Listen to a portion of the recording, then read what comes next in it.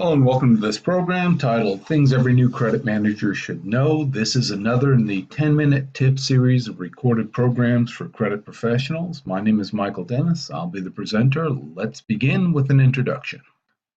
So it turns out that many credit managers learn their jobs on the job, which means they learn by the process of trial and error. The problem with on-the-job training, the problem with trial and error are, of course, the errors. Errors cost time, errors cost money, errors can harm customer goodwill, and errors damage your reputation as a credit manager. Today's presentation and the goals of this presentation is to help shorten the learning curve for credit managers. My goal is to make it easier for you to become more successful by avoiding the errors and the mistakes and the pitfalls that I and others have made in our careers in credit management. This program contains some quick tips for new as well as experienced credit professionals.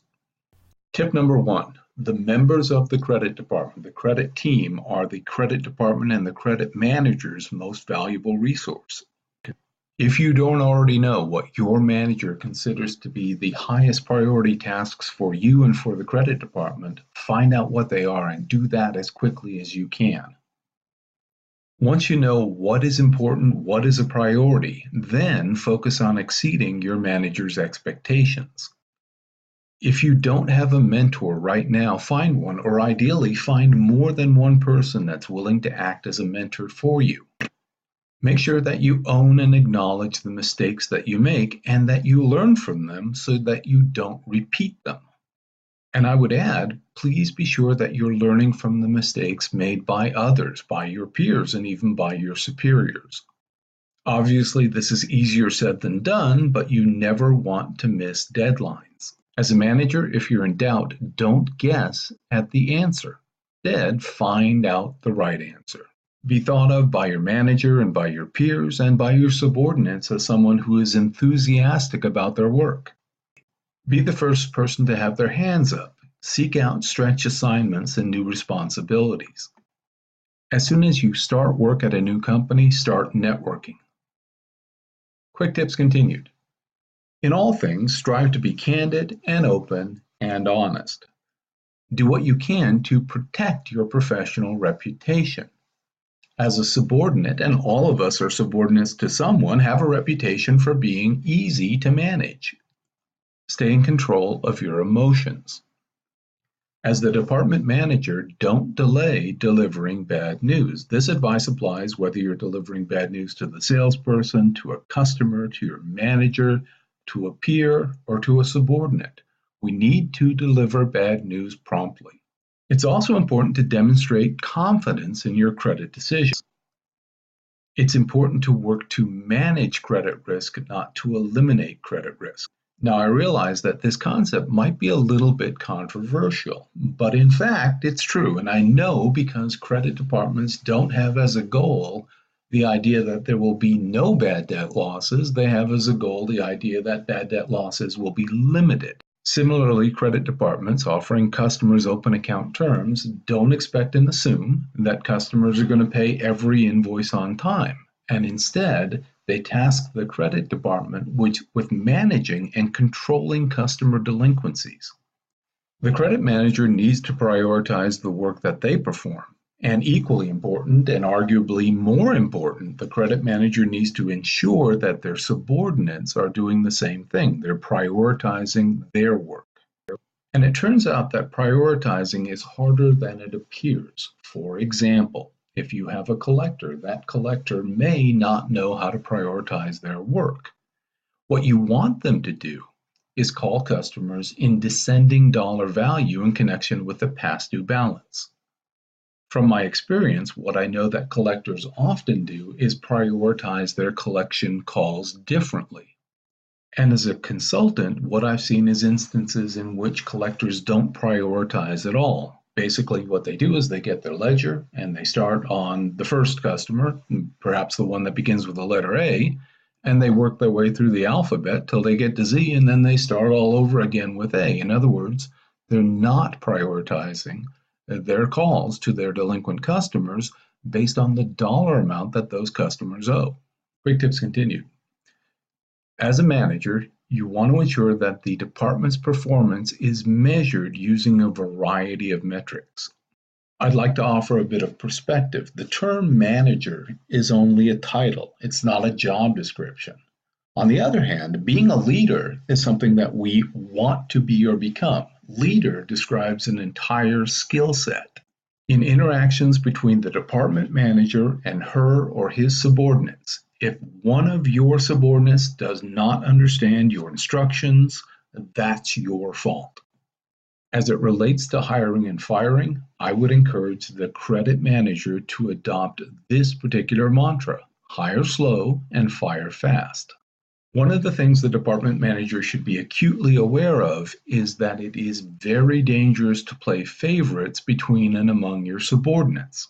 And the reason that favoritism is dangerous is other members of the credit department are always watching and evaluating the way that you interact with them and contrasting it with the way that you interact with their peers.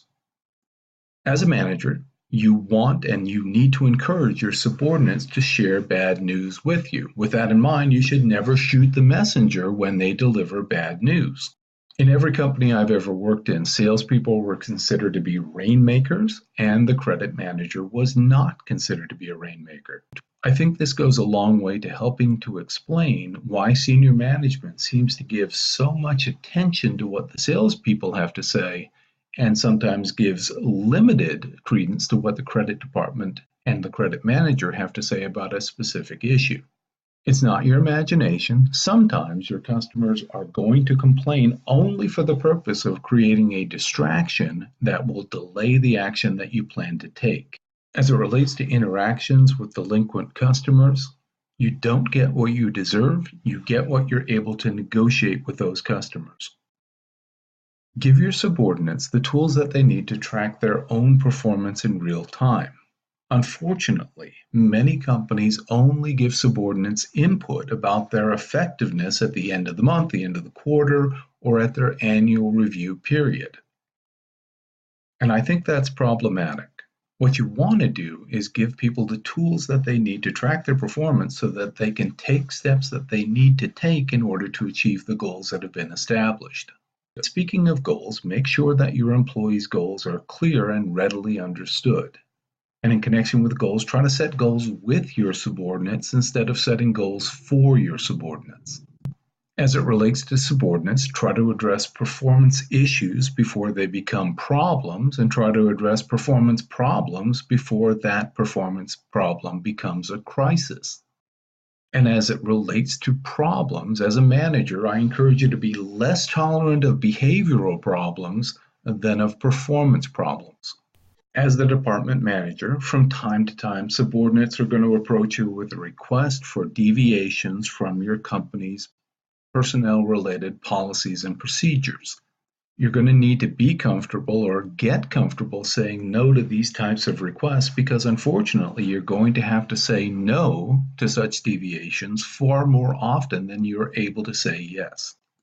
It isn't your imagination. Managing subordinates is going to be the hardest part of your job as a credit manager. As it relates to subordinates, don't delay giving negative feedback until the annual performance review. Don't allow your subordinates to delegate routine problems and routine questions to you. As a manager, recognize that respect is earned, not given. As a manager, remember that you don't need to make every credit decision yourself, and instead, my advice is to delegate often, delegate early, and delegate regularly. Technology changes. What doesn't change is the need of every creditor company for someone in the credit department to be in a position to make good, well-informed credit decisions. Thank you for your time and attention. I hope you found this program to be interesting and useful.